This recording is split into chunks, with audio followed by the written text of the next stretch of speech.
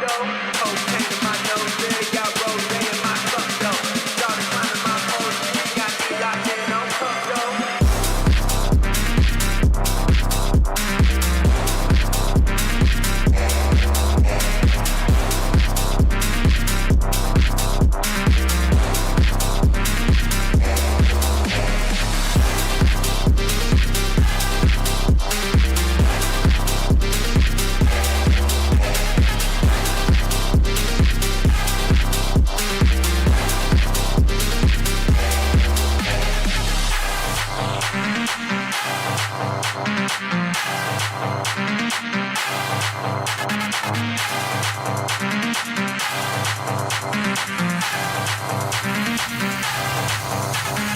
Cocaine in my nose, yeah, got rose in my cup though. Started climbing my pole, she got me locked in on cup though. Cocaine in my nose, yeah, got rose in my cup though. Started climbing my pole, she got me locked in on cup though. Cocaine in my nose, yeah, got rose in my cup though. Started climbing my pole, she got me locked in on cup though. Cocaine in my nose, yeah, got rose in my cup though. Started climbing my pole, she got me locked in on cup though.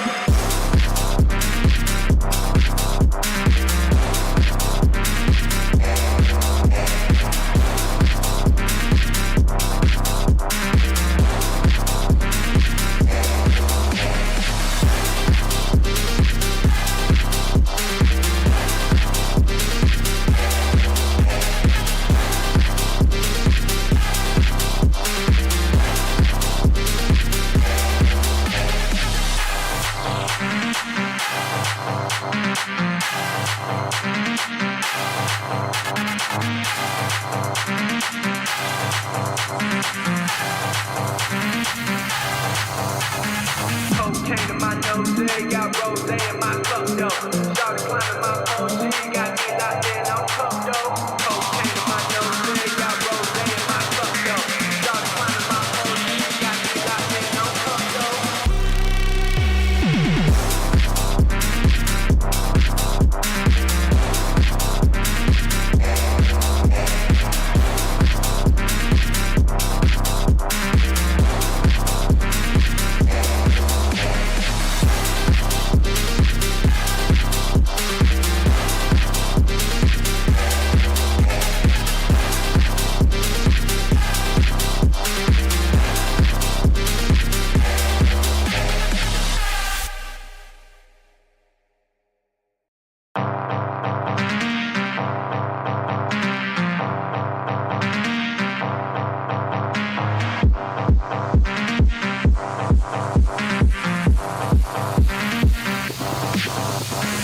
Cocaine in my nose, yeah, got rose in my cup though. Started climbing my pole, she got me locked in on cup though. Cocaine in my nose, yeah, got rose in my cup though. Started climbing my pole, she got me locked in on cup though.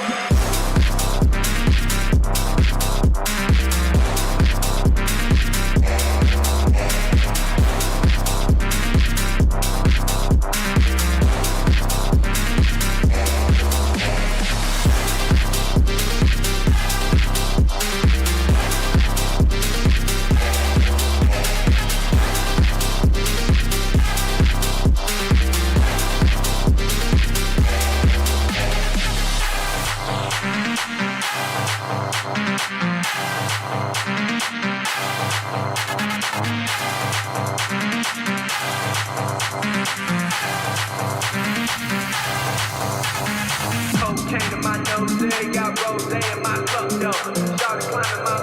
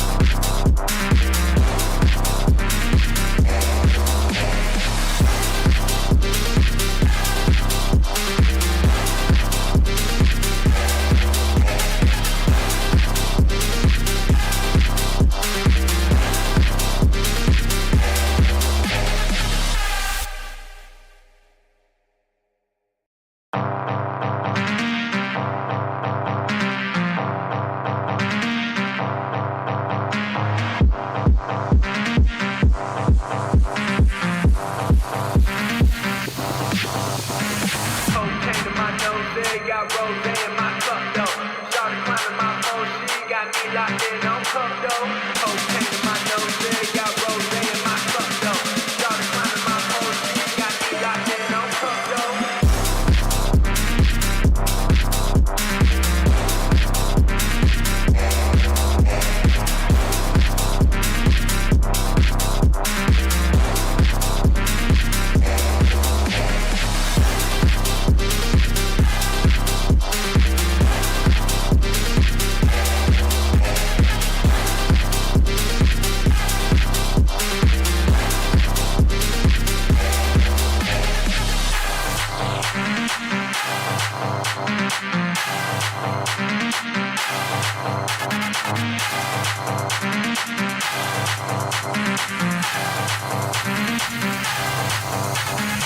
Cocaine in my nose, yeah, got rose in my cup though. Started climbing my pole, she got me locked in on cup though. Cocaine in my nose, yeah, got rose in my cup though. Started climbing my pole, she got me locked in on cup though. Cocaine in my nose,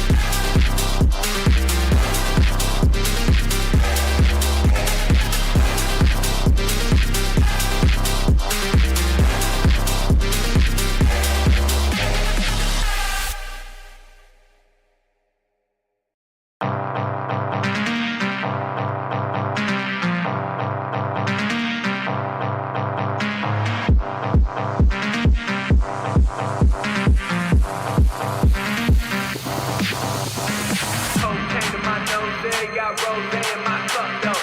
Started climbing my pole, she got me locked in on cup though. Cocaine in my nose, yeah, got rose in my cup though. Started climbing my pole, she got me locked in on cup though.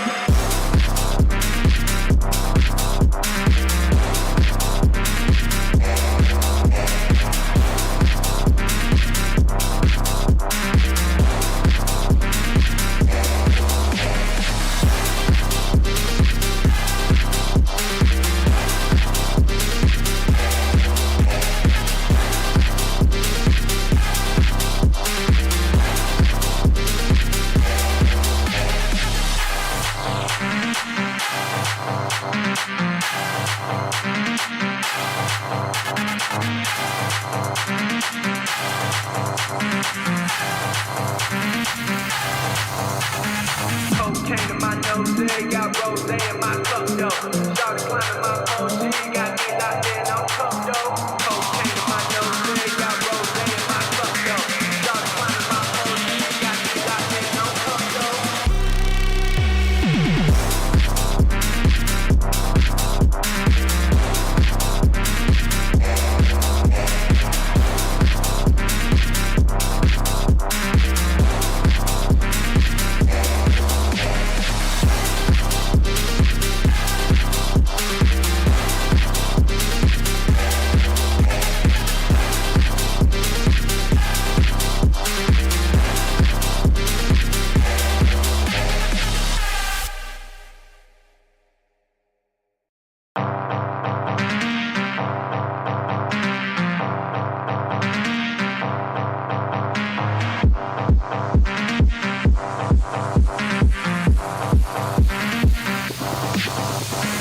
Cocaine in my nose, yeah, got rose in my cup though. Started climbing my pole, she got me locked in on cup though.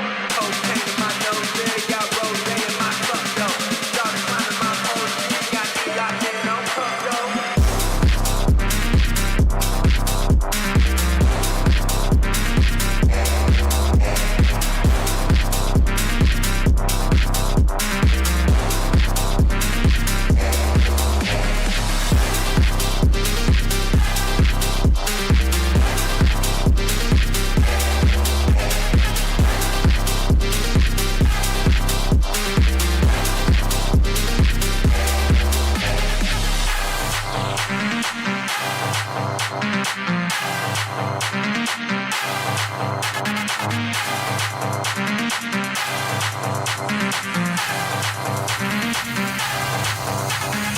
Cocaine in my nose, got rose in my cup though.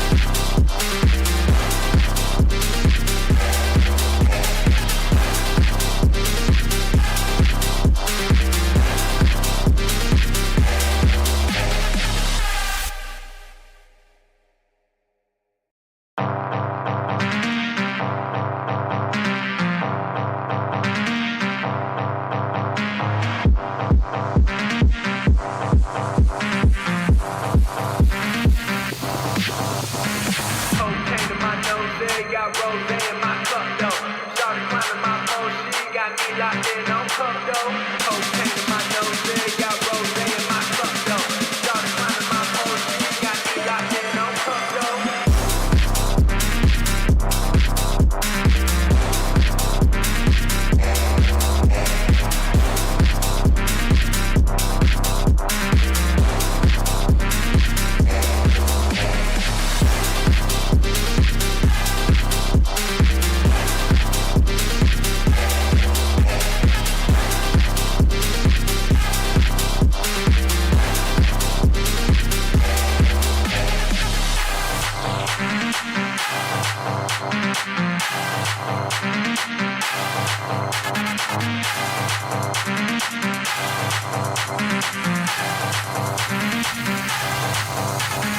Cocaine in my nose, got rose in my cup though.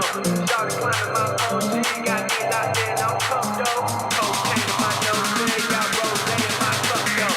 Started climbing my pole, she got me locked in on cup though.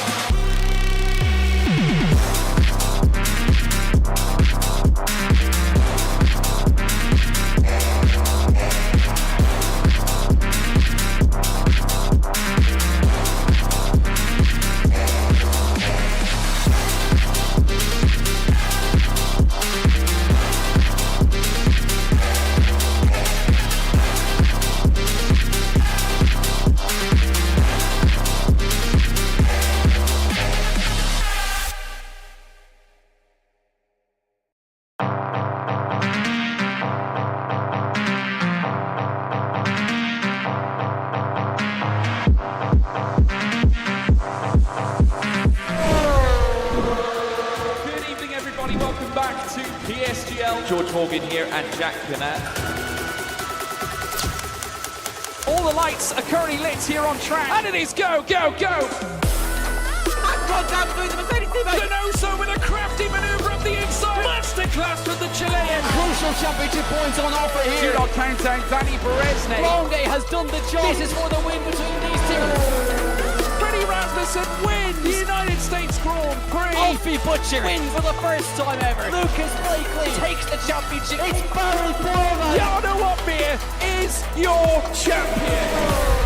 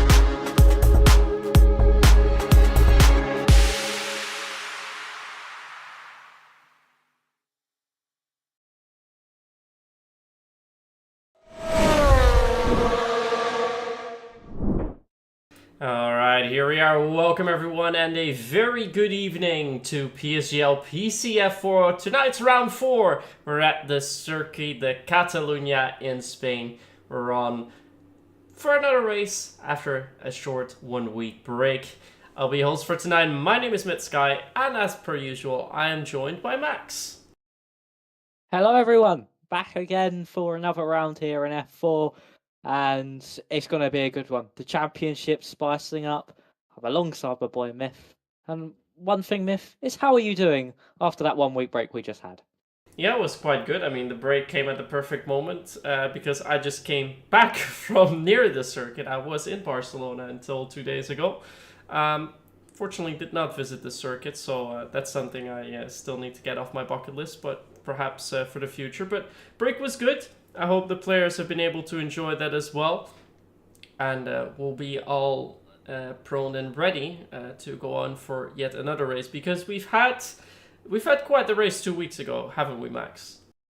Oh yeah, we really did. Austria was an absolute cracking race, something that you really had to keep your eye on throughout the whole time. You couldn't look away from your screen because it would just all change. Within a matter of seconds, it could be someone from first down to sixth, and it was just an amazing race. And from that, we got a Justin Aerts victory. So we'll see how Spain goes. It's a track where it might not be as chaotic as we've seen the likes of Silverstone and Austria and also Miami in the middle of those two. It maybe not as chaotic as that because, of course, really you've only got those overtaking zones into turn 10 and turn 1 really are the main ones. So maybe a bit more of a strategy race this time around, maybe to slow down the pace of things this season. Maybe a bit of a calmer race as well, but that should still provide brilliant racing, and it'll be all on the strategy. Yeah, definitely. I mean, we're going to have slightly less DRS zones. Instead of 3, we'll have 2 DRS zones, one on the main straight and one on the back straight, which is just after turn 9. But yeah, just to look back on Austria, we had quite a few things going on. We had our pole cannon, Jeremy Gallinet, pick up another pole position, granting another point for that, and that will be important in a moment when we look at the standings. And yeah, in the race, we had a very close fight between Justin Aerts and JST. Justin Aerts came across the line first. He also takes the race win. JST had a 3-second time penalty to his name, meaning that in the unofficial race results, he's classified as 4th. He did get that penalty removed, so he moves up into 2nd place, which will also be important in a moment when we look at the standings. So that means that Justin Aerts picks up 16 points. JST picks up 13 for also getting fastest lap. Then it's Exa Fox in 3rd with 10 points, followed by Sammy Simeone, Daniel Gottschalk, DV19, Ivan Santamaria in 7th, and Jeslar, Lucas Beisner, and Liam Bowman round off the top 10. And yeah, the only thing that really happened was the 3 seconds time penalty removed for JST. But that means for the standings, and I'll let you take everyone through that, Max. The standings are really close. Yeah, the screens now. 1 point separating Fox and Justin Aerts. 25, 24, 24. That is their points heading into this round in Spain. So if Exafox or Justin pick up the pole position or even the fastest lap, they'll at least gain a point. And that would then tie them up level with JST, and then it will just all be down to how the race goes. But yeah, super close up at the top. Not only that, but Jeremy Gallinet only 6 points off the top, closely followed by Alexander Dimas, who of course weren't here in Austria, so we don't know how much of a gap he could have had in the championship from then. Then we have Lewis Walker in 6th place. He is only 9 points behind JST. That just shows how close it really is. That 9 points separate that top 6. Sven Schumacher then is in 7th. He only has done 1 race, and he's still in a very good fighting position in the championship. Jay Kennedy 8th, Daniel Gottschalk in 9th, and then Sammy Simeone rounding out your top 10 in the championship on 8 points, tied with No Grosjean and Jeslar as well. DV19 is in 13th, then Jack Humphreys is 14th, followed by Ivan Santamaria, Kiko, Lucas Besnaya, Linus Donovan, Marcel Pabst, and your final point scorer is Liam Bowman. So 20 drivers so far this season have taken points, and 3 of them, being full-time drivers, have not scored points. That's Carlos Torres, Elias Saros, and Jans Verdlich. Those guys have not scored points so far this season, so they'll be looking for a big points haul here today if they want any chance of at least trying to get back into this title fight. Yeah, for quite a few drivers tonight, they will also be absent in tonight's race. So Lewis Walker, Sven Schumacher won't be driving tonight. We will see Alexander Dimas driving once again after he's missed out on the previous race, so that's good to see. And yeah, of course, the only man on pole position so far, Jeremy Gallinet, taking pole in Silverstone, in Miami, and Austria. He is the man to watch out for in the qualifying session in just a moment. And see how far we are currently. We're just waiting for everyone to get in here. We currently have 14 drivers in the lobby. They're still changing a couple of settings. Just in a moment, just so you know, for the race, we will have 33 laps. And a little change as to what we had 2 weeks ago. We will finally have the regular teams again. That issue has been fixed, so that will also be quite beautiful to see. That means we can refer to teams and teammates again, won't we, Max?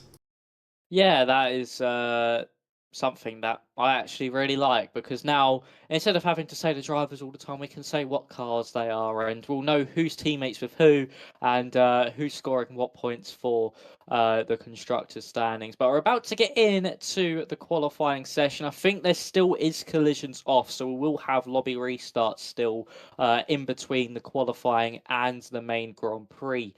Unfortunately, those slipstream issues still in the game, so it means we still have to run with the collisions off. So everyone is on a level playing field, and we'll have no slipstream chicken onto those final runs. But we're about to get into the session now. Rain shouldn't be too high of a chance around here. Of course, only 14 corners after the removal of the chicane around here in Spain. So we'll see how these drivers can attack this circuit, but about to get into the session, and it will surely be a very, very eventful qualifying. And can Jeremy Galanaya make it 4 in a row? Yeah, if he does manage to do so, then that would be extremely impressive.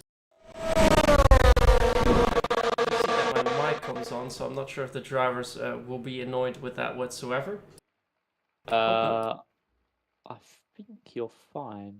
Alright, well, should be fine then. Not sure, I don't think it did that before. Anyways, just with all the overlays on, we can see there are 14 drivers there. Tonight we have both of the McLaren drivers, one the Kick Saubers, one Alpine, 2 Haas drivers, both of the Racing Bulls, 1 Ferrari driver, 1 Mercedes driver, also 1 Williams driver, and 1 Aston, and both of the Red Bulls. So yeah, only a handful of teams with Bull drivers here, but that's of course normal when you see that we have 14 drivers here on the grid, with quite a few that are in very close contention for the championship lead.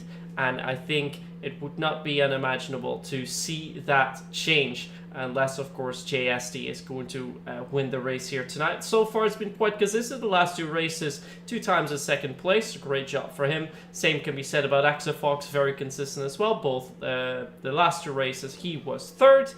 But we've had different drivers win the races so far in the season as well. So I think we can see quite a lot of action happening up ahead. The only thing that hasn't been changing up too much, so mentioned before, pole sitter, the only pole sitter so far, Jeremy Galanay, as he's driving the Racing Bull. Yeah, so here he is then, Jeremy Galanay, starting his first flying lap of the session. Of course, in Austria, took him only to the second run of qualifying to snatch that pole position away from everybody else. Heading down into turn 1 now, braking in between the 150-meter board there as you now get back on the power. Big slide there, actually, on the exit there of turn 2. Through turn 3, hug that inside curb to get the best drive out of the corner, and then a late brake into turn 4, down to 4th gear, braking 100 meters, get the car turned in nicely, rolled it all the way back out to the left, and then switch it over to the right, and into turn 5, clicking that inside curb quite nicely, and using all the track on corner exits. You head through turn 6, that little king left, and into the 7 and 8 chicane. A bit too much inside curb there for Jeremy Galanay. Got onto those 2 mini sausage curbs. That's going to hinder his lap ever so slightly. Through turn 9, flat out through there, as you now head into turn 10. It's braking about 75 meters, get it hooked in nice and early, then run it out wide, so then get back through turn 11 and into turn 12. Nice and slow through here, wait to pick back up the power as you now head into turns 13 and 14. These should both be flat, I think, in qualifying. Yes, they are. Jeremy Galanay up to the line. Can it be another lap that can cement pole position? It's a 1 minute 11.258, and that's what the drivers have to be. And first off, Pitar de Beck is not able to get close enough, and same with JSD, a 1 minute 11.6 for the championship leader. Oh, it's very impressive to see. We saw that earlier on in F3, the pole lap time was a 1:10.8. So given the fact that Jeremy's only 4/10 away with quite a big snap in turn 2, that really shows that these drivers have a lot of pace there. And I think we're going to get very close to that 1:10.8. Definitely going to see 1:10s based on what I've seen so far. But the drivers are going to have their hands full with that. As Emil Lundell, a new driver coming in. Look at that, Alexander Dimas, after his 1 week break, immediately jumps to the top of the board. A 1:11.068 for the first run. Now that is a way how you want to get your session started. Yeah, it certainly is. That was brilliant by Dimas, taking that week away, of course, for not being here. And he's come back straight, showing what he is made of. And he has put himself straight to the top of the time. So that is going to be a very difficult lap for these drivers to beat. DV19 is heading through turn 12 now. He was apparently purple in that middle sector. So we'll see what he can do as he's heading through his final parts of the lap in the Mercedes, heading into the final corner, keeps it in 6th gear to get the best run out of the corner. DRS open now for DV19, and it's only good enough for 9th place in 11.509, only just behind Carlos Torres. And you can see from Petard to Beck all the way down to Carlos Torres, all those drivers in the 1:11.4s. Just shows how close this field really is. Marcel Pabst is on a lap as well as he's heading in to turn 12. A lot of these drivers just finishing off their laps into this final sector as you now head through turn 13. You're mainly focusing on 14 though out of these two corners. It'll be DRS open for Pabst, and this will only be good enough for P11, a 1:11.626. Justin Ertz, third in the standings. Didn't really get a good lap time there. Probably made a few errors on that one. Luckily, it being the first run, a 1:11.9 is certainly savable. Exafox on his lap, DRS open for him in the kick Sauber as he comes to the line to 1:11.812. Not a very good lap time there. And it's all Ivan Santamaria's track now. Everybody else will be coming into the pit lane. He's the only one on an outlap. So the Red Bull man will have the track to himself to try set as quick of a lap time as he possibly can. And hopefully, now we've switched over to the real F1 cars other than the F1 World cars, he can maybe find a bit of form compared to what he was doing earlier on this season. Yeah, perhaps we're going to see that indeed as we see a couple of drivers leaving the pit lane already for their second run. Not sure how many runs the drivers will aim to do here today, if they want to do 3 or 4 runs, as Ivan Santamaria locked up quite significantly in the first turn, but I don't think it seemed to hold him back all too much. But the sector times that we're looking for, we saw DV19, the second sector was at a 50.3, the first sector I believe was a 21.5. So he's slightly quicker than what DV19 was able to do. Of course, DV19 is almost half a second down on Alexander Dimas. But we also saw that he lost about a 10th in the final sector compared to Marcel Pabst, that was. So there definitely is some time to gain in the final sector as well, as Ivan Santamaria now comes through turn 9. That's down to turn 10, La Caixa, as it's named. And here we go, 3/10 indeed, up. No, it's 1/10 up. Sorry, it was a 50.3. So he's a 10th up on DV19. Should be going for a 104, 103. And that could put him right up towards the second row if he manages to improve just a little bit more as he comes through the final corner. Cross the line he goes. And it is indeed a 1:11.3. Just a little bit shy of Lucas Beisner's time. But a third row so far. Looking quite good for him. Yeah, quite a handy lap there from Ivan Santamaria. Good time to start off the session. Arguably the best lap he's done so far this season. He's been near the back in the qualifying sessions, around about 13th, 14th place, and up into the top 5 on his first run. Not too bad there from Ivan Santamaria. Petard de Beck now on his lap, heading through turn 9 in the Haas. Currently sitting in P6, 1 millisecond in front of Daniel Gottschalk. So let's see, is he up in the middle sector? Yes, he is, by nearly 2.5 tenths of a second. That was a mega middle sector there from de Beck as he now enters into turn 12. Get back on the power nicely. A bit of a slide though there from the Haas man as he's heading into the final corner now. Can he promote himself into that top 3, even onto the front row? We'll see now as he crosses the line, and he goes up into second place, a 1:11.232. A very solid lap time there from de Beck, but Dimas and Gallonay on their laps. Gallonay up by 1.5 tenths. Can he rival Alexander Dimas's current provisional pole time as he comes to the line? Oh, it's just not good enough. It's second place with an 11.1, and Dimas is still up on his time in that first sector as Sammy Simeone hits into the top 3. Great laps all the way around as Emil Lundell just had a purple second sector. He's on to improve quite significantly as well. And I think he's going to get awfully close to that current pole lap time of Alexander Dimas, although a little bit of a wobble through turn 13. Now coming through, cross the line. Is it good enough? It's just not good enough, but it's enough for P3. And here comes Alexander Dimas. Can he improve into the 110s? It's not a 110 yet, but does improve on his own lap time. And with a 111.015, he's made that provisional pole just a little bit quicker as we see a few drivers starting their lap times. That is Lucas Beisner, who is just starting his second flyer, but I'm not sure if he's pushing on too much. Didn't look like it, but it looks like he is on full throttle, but he seems to be off quite, yeah, he's off quite significantly. So I had a feeling that he was off a little bit. I'm not sure what made him decide to hold off on that, but looking at his ERS levels, I think he will go for a run later on. As for his teammate, JST is also down on his lap time. He is not improving. There's a few more drivers out there. I think Marcel Pabst is currently out on a lap. He's just about to start one. So let's watch him. Yeah, Marcel Pabst, as I saw just in there, was up by 3/10 on his lap in that first sector, so he did have a very scruffy lap on his original run. But Marcel Pabst now heading in to turn 4. Let's see this first sector for him. He's up by just under 1/10 of a second. This will promote him at the minute. Actually, won't promote him at all upper place, so he needs a strong middle and final sector of this one. Through turn 5, a bit of a slide there on corner exit.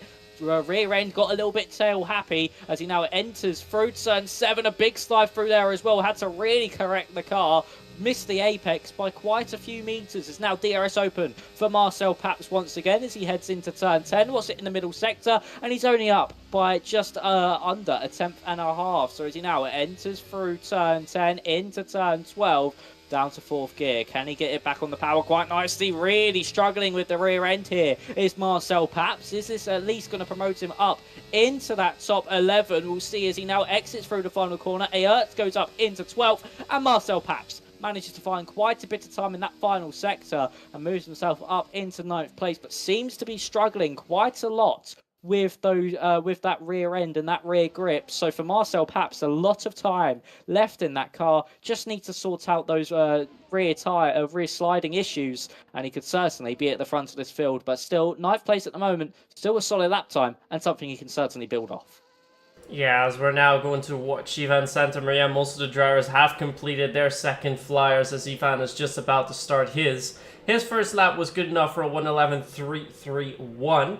Currently in the first sector, he's down by about 1/10, so not the best first sector that one could have wished for, as we see more drivers already starting to leave the pits for a third run. It's quite early as, Ivan goes very wide there, and that should be lap aborted there. Don't think he's going to improve whatsoever, but perhaps the ghost cars are throwing him off a little bit as well. It's of course not too easy being out of sync with all the other drivers, although I believe Daniel Gottschalk was trying to do a similar thing. He is on for a hot lap as well. He's now coming through turn 9 and going down the second DRS zone. Is he currently on for an improvement? Would be quite good if he managed to do so, and he does so indeed. Almost 1/10.5 that he's currently up. So he's going for a low 11.3. So he's around the time of JST in P7. If he can get a little bit under that, that would be perfect.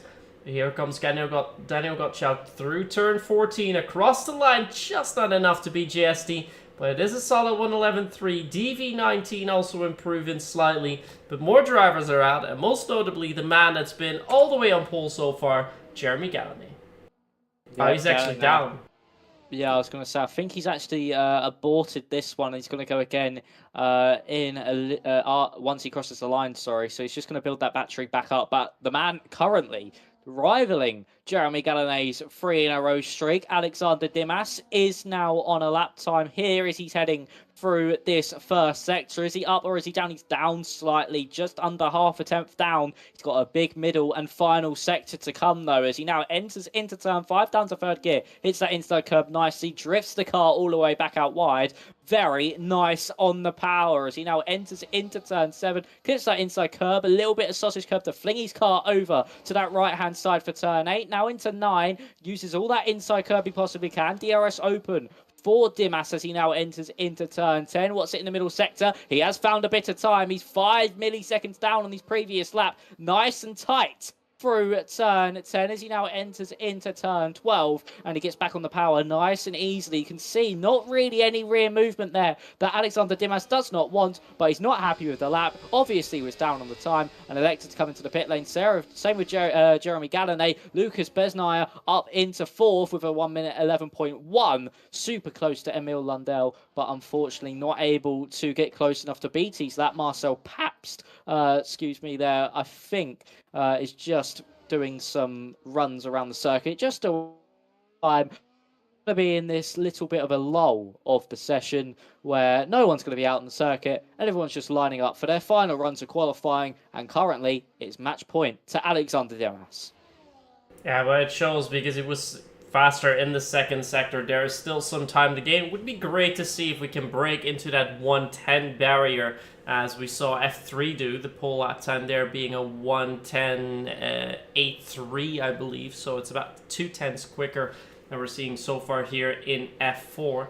But quite a few drivers are very close. It's only Alexander Dimas who's clear by about a 10th, then the gap 6,000ths of a second, then it's about 300ths, a little more than 200ths, 300ths, 300ths, 400ths, so it's very, very close to one another, and it looks like the median lap times are around about the 11.2s, 11.3s, actually 11.3s all the way down to P11, at least 11.3s are faster than that, so that looks quite nicely. So we now see all the drivers come into the pit. Everyone is now in pit lane.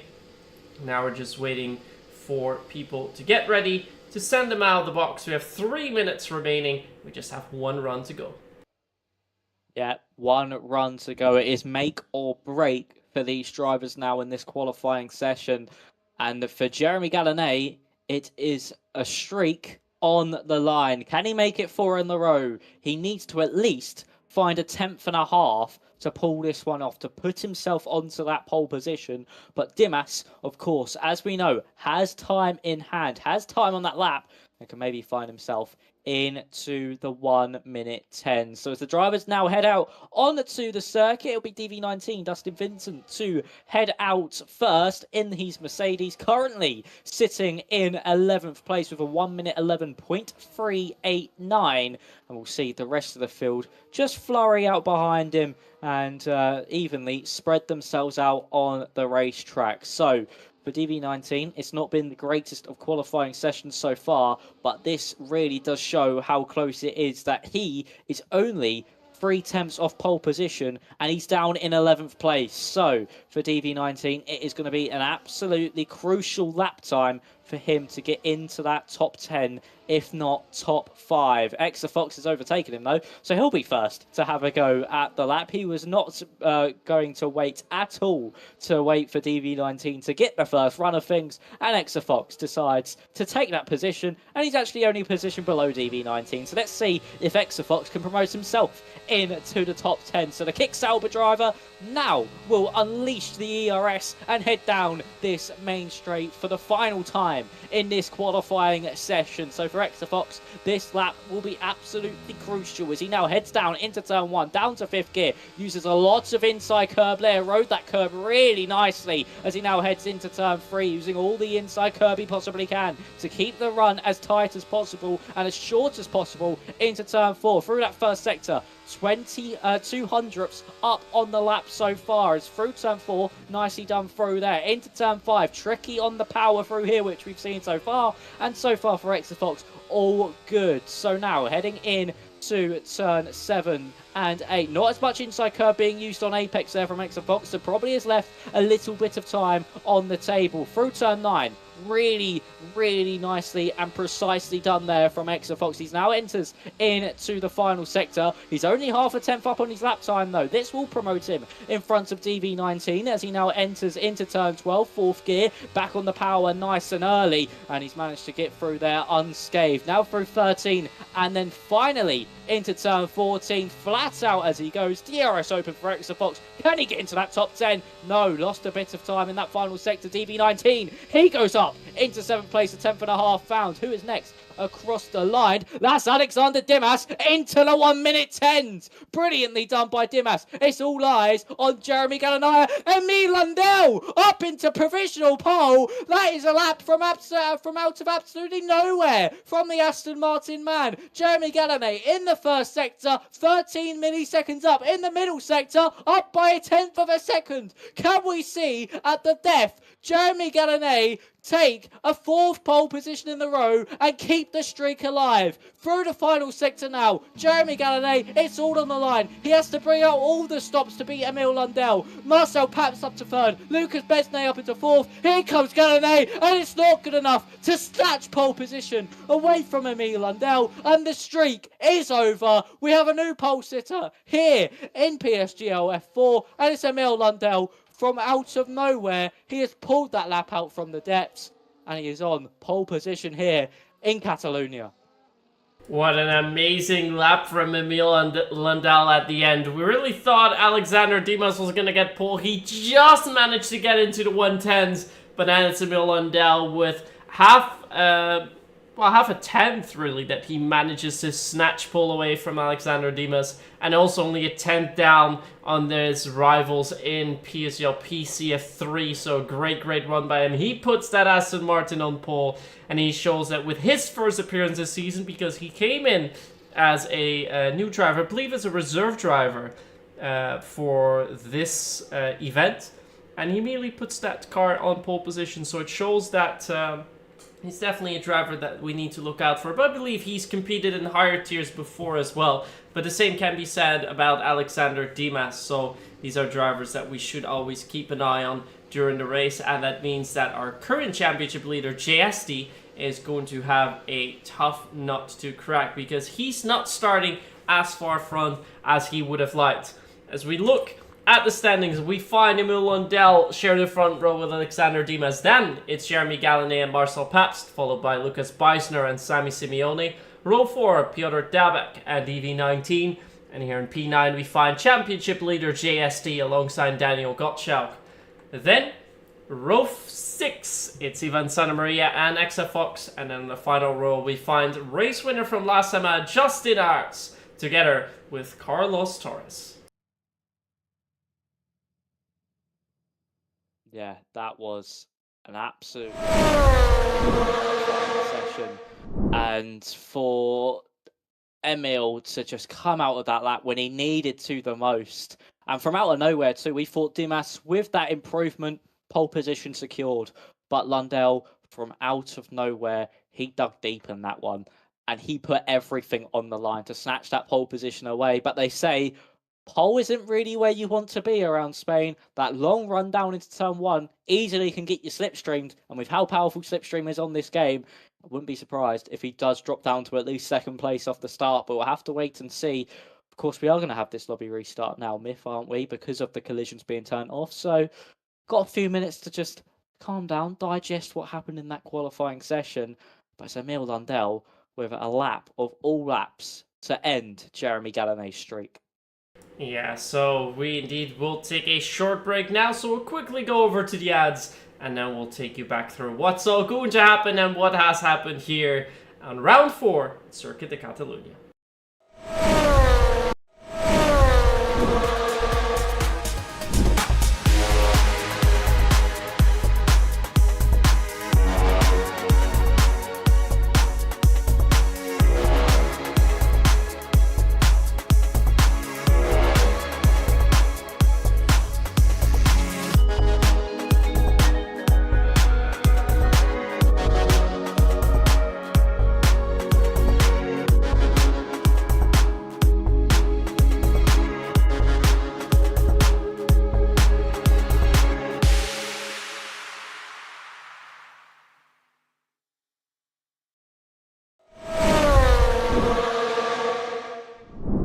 Alright, and that's that for our little intermission. So we're now waiting for the lobby to restart before we get everything underway. We've just seen the qualifying session, and I think this is another good reminder to show you what we're currently racing for and what the current standings are here in PSGL PCF4. Championship leader JSD in P9, 25 points to his name. Exa Fox managed to improve a little bit there. He is still second in the standings, and yeah, Justin Hart starting from P13 is going to have a very tough race up ahead if he wants to keep it. Then Jeremy Gallané, only pole so far this season. This time it's a P3 for him, but he has a good look out on the drivers up ahead of him in the championship because they are nowhere near him. So that could be good news for him. Same goes for Alexander Dimas. He, of course, missed the last race. He's on 18 points, finds himself starting in P2.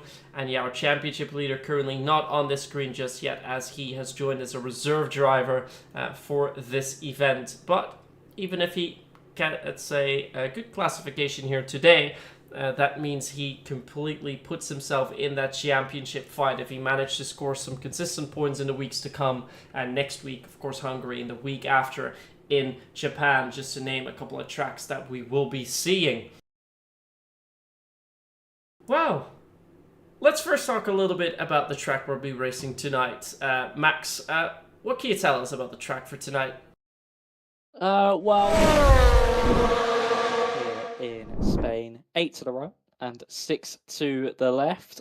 We have a total length of 4.657 kilometers or 2.594 miles. 33 laps this evening, which will give us a total race length of 154.275 kilometers. That record, surprisingly, wasn't beaten by this year's cars. It's held by Max Verstappen with a 1 minute 16.330 in 2023, of course, last year. Most wins by Michael Schumacher and also by Lewis Hamilton. They both have 6 wins each around the Circuit de Barcelona, Catalunya. And the debut race was held on the 29th of September 1991, and it was won by Nigel Mansell. The pit loss is 21.8 seconds for the drivers this evening, and it is a circuit which is very, very high demand. You need to be on the just precision. You need to risk everything around the circuit like this.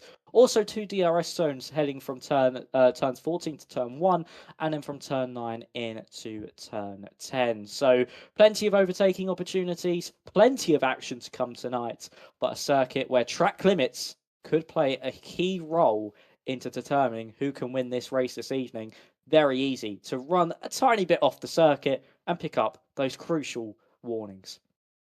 Yeah, that might be something to look out for later. And just to visualize everything that Max said, here's the track map of the track tonight. So 14 corners, you already mentioned 4.6 kilometers or 2.8, almost 2.9 miles. Distance grid to turn 1, 579 meters. And yeah, the most wins both for Schumacher and what we're more interested in are the 2 DRS zones, one with a detection point before turn 14, which is your final turn, and then with a zone on the start-finish straight. And then your second detection is just before turn 9. That's Kamsa, the right-hander, where the drivers go through full throttle. And then the zone is from turn 9 all the way down to turn 10, which is named La Caixa. There's quite a few corners actually named after sponsors, but there's one corner that is named after a nearby city, which is turn 12, Banc Sabadell, which is a city just outside of Barcelona. You can find about 45 minutes to 1 hour outside of the city center. Of course, the circuit itself is also slightly outside of the city center, not too far away, so it's a nice city to visit. So definitely recommend everyone to go there if you happen to be in or nearby Barcelona.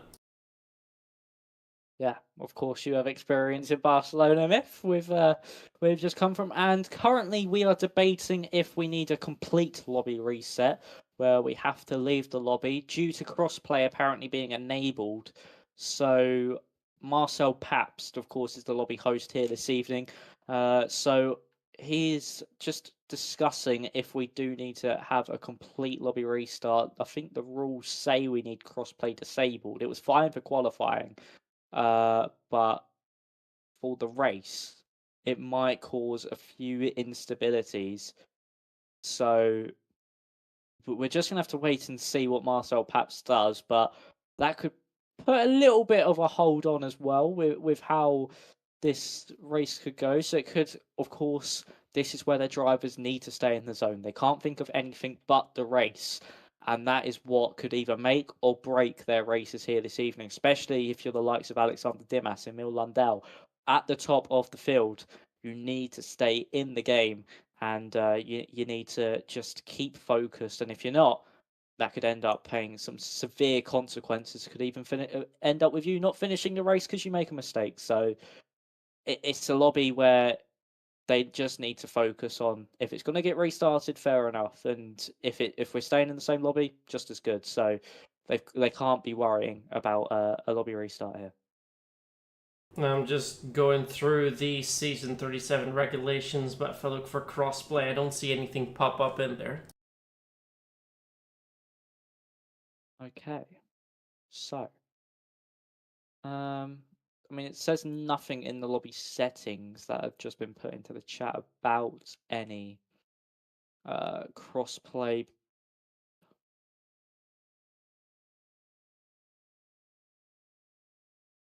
I'm just currently going through it as well. I don't think there's anything in there, no. So that would mean it's on to the host. Yeah, Paps has left. Alright. So we are having a complete lobby restart here this evening. I mean, that's just going to make this delay slightly longer, which isn't the greatest. Of course, we're already delayed earlier, and yeah, it's not really what you want. Oh yeah, even Connor said that we need a new lobby, so we are going to have a lobby restart, and luckily that's happened because my game has just crashed. Well, timing is quite alright there, so we have a little bit of extra time while we are waiting. Let's see if there's anything interesting that I have in my overlays here, or something that we can talk about.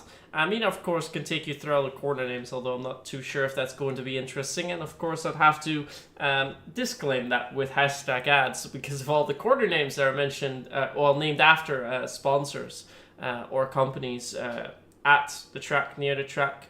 Also, there are Spanish companies, I believe, but yeah, that's not too interesting.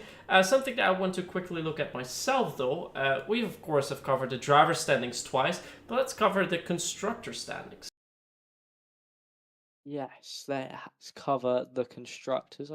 Oh no, I need to quickly pull them up. I did have them up originally, but I accidentally deleted my browser as well, so... It's all good. I have them open right now. Don't have them on the screen, so just take my word for it. It's VCarb leading that with 43 points, the pairing of Justin Arts and Jeremy Gallinet, followed by the McLarens, 27 points, JSD and Lucas Beisner. Then it's Zauber, 25 points, Exa Foxley and Bowman.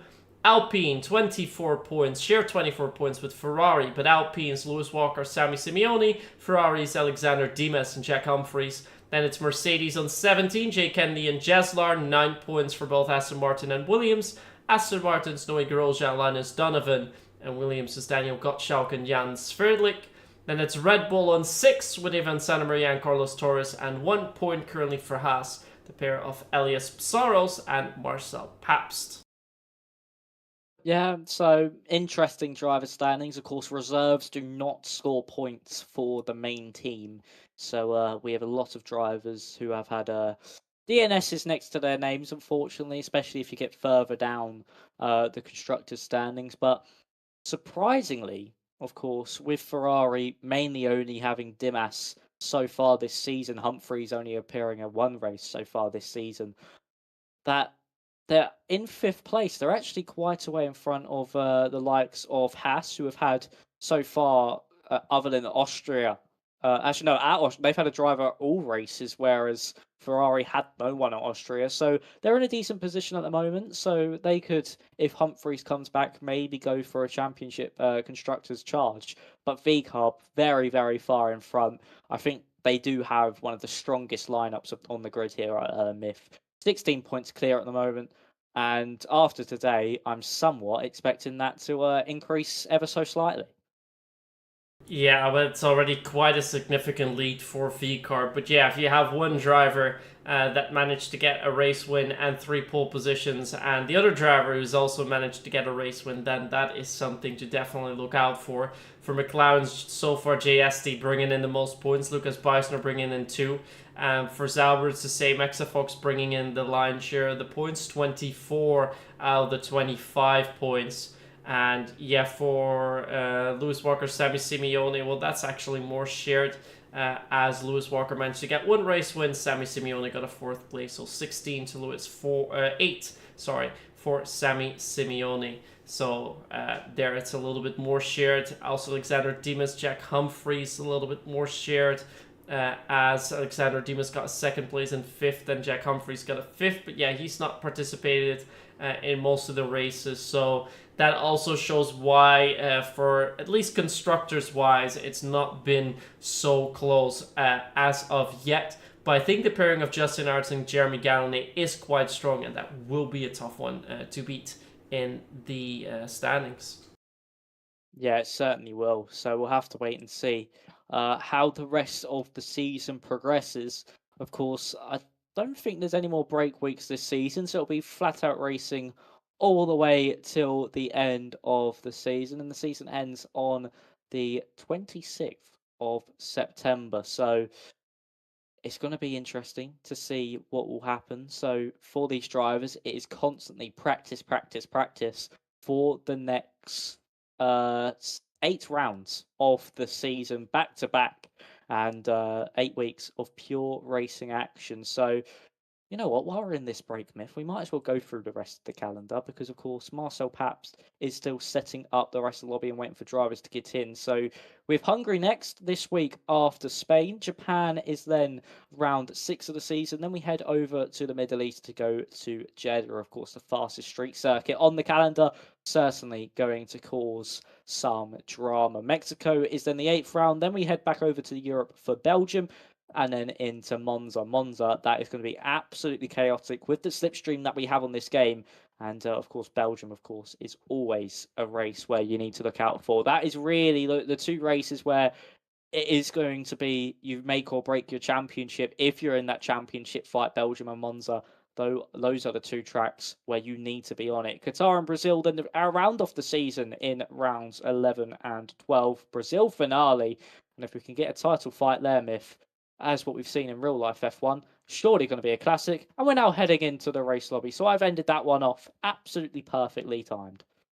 Yes, exactly. And just as a quick reminder, we will have 33 races here tonight. Most of the drivers are likely going to go for a 1-stopper. I think we'll have drivers either choosing for the mediums or the hards, but I think so far in the season, most drivers have preferred to start on the hard, so they have the stronger tires in their second stint, as their first stint isn't all too important. What is important though is when you are going to make your pit stop, so it kind of depends. You have to guess what are the other drivers going to do. If they start on the mediums and are going to go for an undercut is very, very powerful. We've seen it in races already, so you don't want to get undercut. That is the main thing you have to watch out for, and as long as you don't get undercut too significant to the pack, you can make sure to stay within that DRS window, and being within that DRS window, you should be good to go in order to go for some overtakes later on and try and get that overtake done, well, just at the start of the final lap of the race. I think you want to be leading into turn 1, lap 33, and that should be the dual sealer for you. Once more, we have 14 drivers in total tonight here at PSGL PCF4, and the man on pole is the new driver on the grid. It's Emil Lundell, and joining him on the first row is Alexander Dimas. Yeah, we're going to have an absolutely frantic opening lap of proceedings, especially with that rundown into turn 1. Can Gallonay or Pabst get the slipstream to propel himself into the race lead, or will it just be a quick swap of positions from Dimas and Lundell? So it's going to be all about strategy, how the drivers play this one. At the minute, most of the drivers going onto those medium compounder tyres originally, because as you say, that undercut, very, very powerful. We have seen it in the past where drivers have been two to 3 seconds off the lead, get that undercut 1 or 2 laps before, straight up into the battle for that race victory. So the undercut super powerful, especially around Spain with so many low speed corners, high traction zones. So it means that having those fresher tyres, that fresher rubber can gain you a bunch of time on your rivals in front. But we have only Ivan Santamaria and Marcel Paps. I say that Marcel Paps moves over to the mediums. Only Ivan Santamaria on the softs, and we're about to get underway. So Myth, take us away here in Spain. And with 5 red lights on and immediately off, it's a good start in the inside line for Alexander Dimas, but will it be enough for him to overtake Emil Landau's trying to go for the slipstream here? Look at how powerful that is. Alexander Dimas having a cheeky look down the inside, but decides not to go for it. Round the outside, Jeremy Gallonay keeps that third place as we see one of the McLarens taking the escape route. That, I believe, is JSC, who's dropped all the way down to the back of the grid. And further up ahead, we see Lucas Beisner starting to make some moves. He's currently in P5 as he overtakes Piotr Sabek. Marcel Paps, a decent start as well. He stays in P4. Daniel Gottschalk with the overtake on the Ivan Santamaria. And we see the other McLaren going down towards the back of the grid. It's Lucas Beisner who has fallen back. I think there was a little bit of contact there, wasn't there, Max? I think there was between him and Patul de Beck. I think it was just front right to front right to rear left. And that caused Besnaya to have that slide there as JSD looking for a move around the outside maybe of Carlos Torres. There's another spin. Actually, no, Scotchlack and Dustin Vincent making contact there into turn 11. They drop down a fair few places. Daniel managing to recover up into 9th and Dustin Vincent, up into top 10 as well. So they've managed to stay within the points for now, but further up is a dream getaway for Emil Lundell. He's still ahead of Alexander Dimas, but that slipstream is certainly going to pull Dimas along. But he pulls out of it actually really here, Dimas. He's just sitting here in second place, knows if he takes that race lead away, he's certainly going to get re-overtaken, as Dustin Vincent now straight over the turn 1 chicane was forced wide and now drops down behind Carlos Torres. It's been a disaster of a start for your championship leader JSD, down in 13th place, only ahead of his teammate, not scoring any points. And for third place man in the championship, Justin Ertz, he has gained a few places. That's exactly what he needed to do in this race. Gain those few places and get his race in some good momentum now. Get that rhythm going, and he can find himself fighting further up the order. Ivan Santamaria, the lone driver on the softs. A big slide there for Betor de Beck through turn 9 on board of Ivan Santamaria. Just tried to take it flat on those mediums. They were not having that at all, and luckily was able to keep that one out of the wall. And only lost one place to Sammy Simeone, but Ivan Santamaria, only driver on the softs. He's had a good start to this one. He is up 4 places off the line. Same with Exafox. They are your biggest gainers of the Spanish Grand Prix so far, and it's still Emmy Lundell out in front.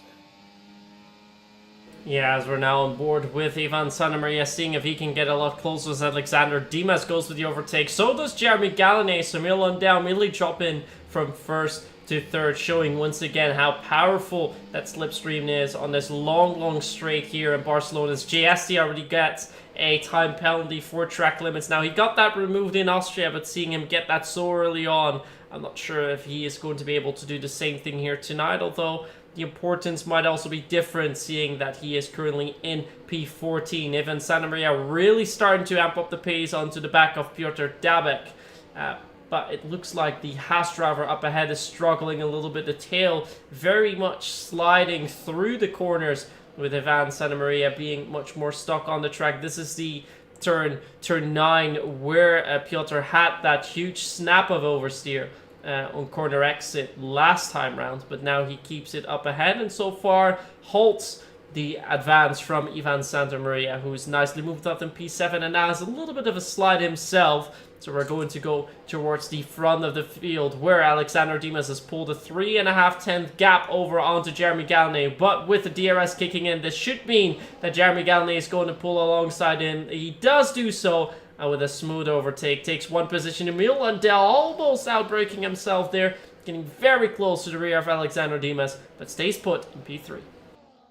Yeah, nicely done there from Gallonay there, or with the DRS to get that move done, and Dimas now resorts to going back into second place. He won't mind that though, able to recharge his battery and just follow the car in front and get a decent bit of DRS to hand as well. But yeah, there for Ivan Santamaria, just needs to keep applying that pressure to Patil de Beck, because he will surely make a mistake once again as Dustin Vincent drops a place there to Lucas Besnaya. It's been a horrid start for Dustin Vincent. And there we go. The commentator's curse has striked. Petor de Beck. I said that 5 seconds earlier. Santa Maria needed to keep the pressure up. He'll make a mistake. And that's exactly what de Beck has done. He has dropped down to 12th place with a spin on the exit of turn 7. Really unfortunate for the Haas driver. I'm very sorry for giving him the jinx there. But Santa Maria now with 6/10 of clean air to try and catch up to Sammy Simeone. But he's currently ghosting at the minute, so I don't know if he's had a disconnection or something has gone wrong at the minute, because he's now just been passed by Exafox and he's got no straight line speed. And it looks like Ivan Santa Maria has also made a slight mistake, as we see Marcel Paps making his way up into P2, so great overtakings done by him. But Ivan Santa Maria had a little bit of a slide coming out of turn 14. Look at that two-man wide there as they go into the corner. Milandel down the inside here, trying to go for some overtakes, as Sammy Simeone is also very close to them, but he slots in behind, so no further overtakes as we see at the time being. But looks like Justin Arts has made up a few places while finding himself in P9 for now. But especially up ahead, the top 4 changing quite a bit. Sammy Simeone wanting to go for some overtakes, can't get too much done. But I think so far the most impressive pace we can find by Exafox. He's made up, I believe, 6 positions he's made up so far. And even though Ivan Santa Maria started ahead of him with the tire advantage, Exafox has managed to dispatch him. So great race so far by Exafox.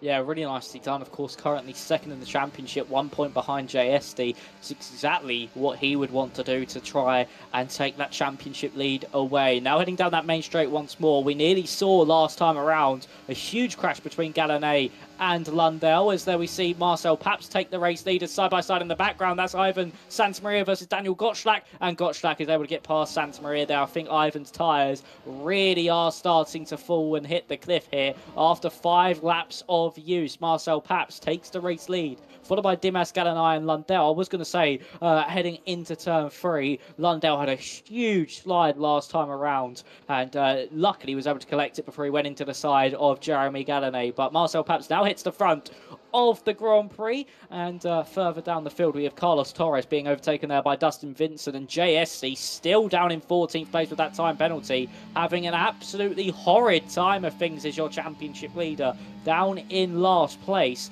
And I think he's got a bit of connection issues as well, so it's not going his way at a minute. Another 3-second time penalty to boot too, so really is struggling out there. But look how close this top 9 is.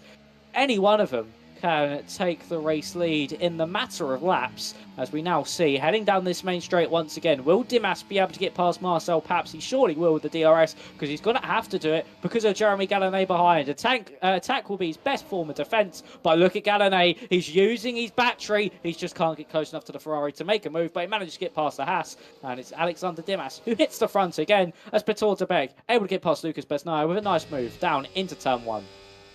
Yeah, we see we've now got 2 groups, so the group all the way from P1 to P9, so Alexander Dimas down to Justin Arts, and then the second group, Piotr Dabak, followed by Lucas Beisner, DV19, Carlos Torres, and JST. They're about 1.8 seconds away, but if you look closely to the skies, if we go towards the latter bit of the circuit, as we see here in turn 9, if we're on board with Dimas, we see a lot of clouds towards the left of him currently. And I think as soon as we're going to go through turn 11 into turn 12, we're going to see those dark clouds once more. Here we see them a little bit, now more to the right. So I'm not sure if the weather is going to play a factor later on during the race. We didn't hear the drivers speak about that, so we should perhaps expect a dry race. But seeing those dark clouds definitely means there's something to worry about. Yeah, it certainly could be. Maybe that's why they've all gone into the hards, and maybe Ivan Santa Maria on the softs. Here comes Galanay for the race lead on Alexander Dimas, and he moves up straight into that 1st place. Nice and easy as Aerts further back is able to get past Ivan Santa Maria, who's really starting to struggle. His race has really got away from him at this moment in time, as Lucas Besnaya and also Dustin Vincent able to get past Petor de Beek there, up into 10th and 11th respectively. Into this one, it's Dustin Vincent still looking to fight with Lucas Besnaya into turn 4. He had to let off slightly, didn't want to fight it, and that's allowed de Beek to take his opportunity, pounced on that one, and moved up into 11th place to get back past Dustin Vincent. And now Carlos Torres is going for the attack. Contact made. Dustin Vincent sent into a spin. Carlos Torres as well. We got clipped by the Mercedes. Pator de Beck still somehow in a straight line after being tagged as well by Dustin Vincent. But really, just a bit of a half-hearted lunge to the inside by Dustin. Got boxed in by Pator de Beck, and that's what caused that contact. But further up, still Galanay who needs the way from Dimas, and I'm expecting another switch this time around. I reckon we'll see quite a few switches for the race lead in this race, and maybe even the top three, all just shoveling places. Yeah, that is going to be the key for now as we see another yellow in Sector 3. That was exit turn 12. Carlos Torres has lost significant amount of time as we see Jeremy Galanay now go over to the race lead. But driver I'm currently watching that we want to keep an eye on, at least I want to keep an eye on, as Carlos Torres has decided to DNF his car. The driver I want to... Pabst. Oh. Pabst is off. Marcel Pabst. He's had a spin. He's spun into turn 3. I think he's just gone too aggressive and taken too much inside curb. That's what I saw Emil Lundell do when I mentioned about his moment when we had that 4-car battle. And perhaps I think has done the same thing. This time, though, on those older tyres, not able to save it. Really sorry to cut you off there, Myth, but Marcel Pabst, who was looking in such a good position, was up in 3rd place, now down to 12th with a costly error to his Grand Prix. And just after that, we see DV19 make a slight mistake on the exit of turn 4 as well. So it looks like the drivers are really starting to struggle, keeping the car nicely on the track. Quite a few incidents that we've seen, but not too many where drivers had contact with one another. But yeah, as I was saying, Exofox, the driver to look out for, he's currently in P5, but he got very, very close a couple of laps ago towards the back of Sammy Simeone, so might be able to go for an overtake later. As Ivan Santamaria is the first driver into the pit lane, so let's see how his pit stop goes. He switches on to the hard set of compound, so wants to go for a very long second stint. Perhaps maybe expecting some safety car or some rain later on that could help him, because this early of a pit stop could definitely help him out later on in the later stages of the race if there is any sort of incident that requires the driver to make a 2-stop rather than a 1-stop that most of them will be going for. Otherwise, he will have to play defense quite well later on in the race. And yeah, 23 lap old hards, that is not going to be easy feat for him. Let's now go back towards the race lead as we look towards Jeremy Galanay getting very close to the back of that Ferrari of Alexander Dimas now through turn 12. And if we go on board with him, yeah, he's definitely going to line it up nicely. A little bit of a snap for Alexander Dimas coming out of turn 12. Really feeling the pressure from Jeremy, who goes a little bit wide into turn 14. That's going to open up the door for Emil Lundell. And I think this is going to be 2-man, maybe even 3-man wide into turn 1. But they decide against it. They don't want to go for a move just yet. They leave Dimas up in front. But it's very, very close as Marcel Pabst has been able to get past Lucas Beisner. Lucas Beisner going into the pit lane. He's gone for the hards as well, so he's going for a similar strategy as Ivan Santamaria, but being so far back, he has to do an offset strategy if he wants to try anything, and so does DV19, who is already very, very far down the order. Justin Ayerts to the inside of Daniel Gottschalk there on into turn 5 was very aggressive. Contact was made. Luckily, both of them still facing the right way, but Justin there was just a car's width there. He went for the lunge. Unfortunately, was not able to get it done as Daniel Gottschalk just turned in front of him, but that's cost them a bit of time to the cars in front. Luckily, though, they have not lost the DRS advantage that they would have at the moment. So, for Alexander Dimas up in front, still got Jeremy Galanay behind.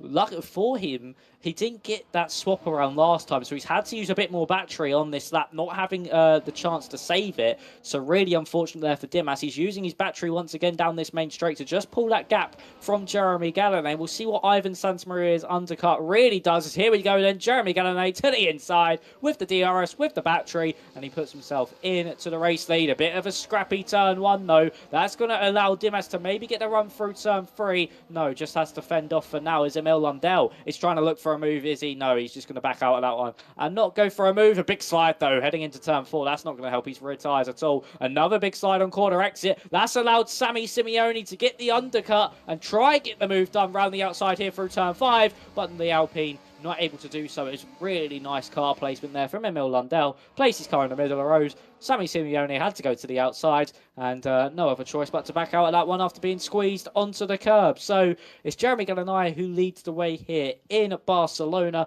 12 laps of 33 done. Ivan Santamaria is really someone to look out for with this undercut strategy and the way everyone is congesting in the middle part of the lap. That's going to be something that can really help his cause if he is able to catch up with this undercut strategy and get ahead. But as we now head into the final corner for the 12th time, and that's Daniel Gottschalk and also Justin Ayerts into the pit lane, they have now triggered the undercut too. So let's see what happens with these pit strategies as there goes Dimas, there goes Lundell on Gallinari, and they move up into Ps 1 and 2. Yeah, so we're now watching where Daniel Gottschalk is going to come out, and contrary to his nearest opponents, that is going to be Ivan Santamaria, who is now going to go down the main straight. Is he going to be able to overtake the drivers of Daniel and Justin? It looks like he's going to stay behind them, so the undercut has not fully worked, but with the early pit stops now coming out for Gottschalk and Arts, that means that the drivers up ahead, the 6 drivers yet to make a pit stop, will be triggered to make one very shortly as well. And that means that they have to go for about 20 laps on those hards, and that is not going to be an easy second and final stint. So let's go back to the lead group. Alexander Dimas, as he's making his way through turns 11 and 12. Is he going to go into the pit lane as well? But I think the drivers will have to go for a pit stop in 1 or 2 laps. Dimas is sliding quite a bit already, and he's indeed going to come into the pit lane. It looks like Emil Lundell is just staying out. Yeah, Lundell and Exafox have both stayed out. Gallinari, Simeone, nearly into the back of Gallinari. That could have been a risky one if Gallinari picked up a speeding penalty. Dimas, Gallinari, Simeone, all into the pit lane. Let's see where they come out compared to Gottschalk and Ayerts. So, heading through the final corner. Are the two that have boxed just 1 lap before? Dimas was able to get a nice stop, come out in front of Gallinari and Sammy Simeone. Of course, these guys still have to do the tyre heat-up cycle. But here comes Gottschalk and also Ayerts. They're getting closer. Ayerts gets the move done on Gottschalk. Is he going to be able to get it done on Sammy Simeone, who goes deep? He's going to look to the outside through turn 2. Gets forced wide. Look at Gottschalk to the outside. Heading through turn 3. He's not going to be able to get past Simeone. That could still be Ayerts' position, because of course the Alpine still has to warm up his tyres. They're still side by side as they head through turn 4. It's going to be Ayerts surely round the outside now into turn 5. He leaves Gottschalk enough racing room. They're still going to go side by side here through turn 6. It will be Ayerts who comes out victorious there as Gallinari all over the back of Dimas, and that fighting really did hurt Gottschalk and Ayerts because all they had to do was just sit behind, wait for Simeone to go a bit wide through turn 4, get the run underneath him and get the move done. But unfortunately for them, that was not to be. But let's see where Exafox and Lundell come out, because this undercut could be absolutely crucial for the likes of Dimas, Gallinari and Simeone, sorry. I think they're going to be coming out behind of this pack. Alexander Dimas is still leading it for the time being, but Jeremy Gallinari is now going to fly past him. And look, Lundell is about to leave the pit lane. Look at that, here they go. They're actually going to come out ahead. The undercut has not worked. The undercut has failed at Exafox, actually, with yellow in Sector 3, but that is because JSC has decided to retire. Exafox actually finds himself in P2, so by staying out a lap longer, he's managed to get places gained. That is something we don't see too often, and now Emil Lundell has a moment to break. If he can break away 4 extra tenths here and put himself a DRS away, that would mean that he is in a prime position to take it. He's got the freshest rubber. Goes a little bit too wide there through turn 7. He has the advantage now, still in the race lead, but the undercut has failed to deliver. A really unfortunate and really surprising strategies coming out here. The undercut not working, the overcut being Lundell and Exafox's best friend at the moment. So, as we see, as we exit out of turn 12, Exafox still in second place. Really unfortunate for your championship leader, JSD. So we will get a new championship leader here this evening. So DRS is now open for Exafox as he heads down this main straight. He's going to get past Lundell. That's going to be his best form of defense from Jeremy Gallonay behind. We're going to make it 3 wide into turn 1. Exafox, Gallonay, and Lundell. Gallonay comes out on top, late on the brakes. A bit of contact was made between him and the Sauber, but luckily all come out unscathed. And Lundell from first to third, down 1 straight, maybe even down to 4th. If here comes Dimas to the inside, the Ferrari man pounces on these opportunity to the inside. Dustin Vincent retires from the race. Lundell force-wise, he got really squeezed to the outside there. Dimas with a big slide under braking, but luckily for him, able to keep it in a straight line. Now Lundell coming under pressure from Simeone. We thought the overcut worked for him, but it's not worked at all because he's dropped down to 4th place now and under a huge amount of pressure from Sammy Simeone behind. Just those tyres being in that better window, being in the right temperature, has caused the Aston Martin to fall down the order behind the likes of Gallonay and Dimas. But at the moment, still in front of Sammy Simeone, and Exafox still all over the back of Jeremy Gallonay, but he has Alexander Dimas for company. Yeah, so a couple of positions dropped for Emil Lundell. Of course, not too much to worry about for now, as he still has a little bit of fresher rubber, as Jeremy Gallonay sets the fastest lap time so far with a 1:14.217, as here comes Dimas 3 wide again for a brief moment, and Exafox still finds himself in P2. Emil Lundell actually been overtaken by Sammy Simeone, so he's now dropped down to P5. That's not looking good for him, as we have another yellow in Sector 1, but that is a retired car of DV19. That might catch the drivers a little bit off guard once they see that go off the track at turn 4. But yeah, for Emil Lundell, definitely not looking too good after the pit stop sequence. It looked like he's managed to do the best strategy out of all the drivers, keeping that P1 with the overcut, but now finds himself in P5, and yeah, he's still within 3/10, so it's not really, you can see he's struggling to keep up, but he definitely needs to make sure he doesn't lose more positions, because the fight for the race win here is going to be between the top 7, which still finds himself within the DRS. No penalties for them, only for Piotr Dabak, who's got 3 seconds to his name. The only other driver with penalties has retired from the race. So the fight that we'll be seeing is for a top 3, and we're going to go on board with Jeremy Gallonay, who's getting very close to the back of that kick Sauber.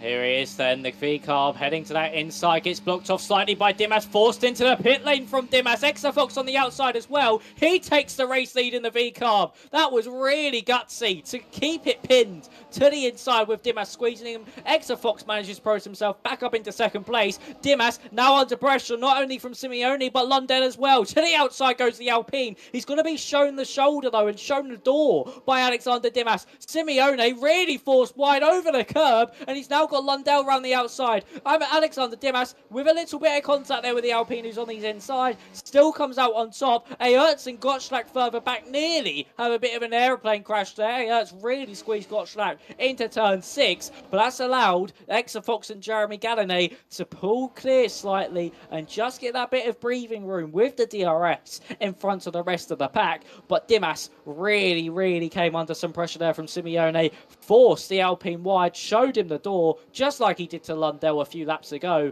and he stays in 3rd place. But now heading down this main straight once more, Gallonay leads the way. Will Exafox be able to get by? It seems like he's running a bit less downforce here, is Exafox, compared to everybody, a bit more downforce, sorry, than everybody else. So he's strong in the corners, loses a bit of time down the straights, as here comes Exafox on Gallonay. He moves up into the race lead, and here comes Aerts on Lundell. Lundell falling down more places. He's down to 6th, with Aerts up into 5th now, and look at Exafox having a scruffy turns 1 and 2. This could allow Jeremy Gallonay to get the run to the inside into turn 4. We've had a DNF of Marcel Paps while this is happening. Oh, and the Haas hasn't ghosted. Hopefully that's not giving Exafox any front wing, which doesn't seem so. That really caught the Sauber by surprise. And look at the mess that's caused further back, as here comes Simeone to the outside of Alexander Dimas this time around, not able to do so. And now Lundell with a slide on the exit of turn 5 has allowed Gottschalk through. He's dropped from the front of this queue to the back of it within the span of 5 laps.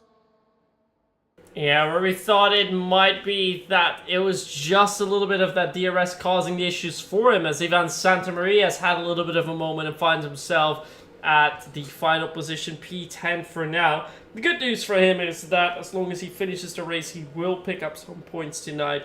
So that is always good. But yeah, for Emil Lundell, definitely not what he was looking for, dropping from P1 to P7 in a matter of 5 laps. So not looking good for him. Exafox now briefly in the lead, but here they go. Look at that. So many drivers looking to the inside, and he's going to lose 3 positions. It's still Sammy Simeone down the inside of Exafox. It's also closed there, but heading towards turn 4, he's going to have the inside line. Is he going to stay there? He's going to try and outbrake Sammy Simeone. It's very, very close there. Leave each other enough space. They do so, but with turn 5 being on the inside for Sammy Simeone, I think he's going to be completing the move here, but it's still on the outside, Exafox.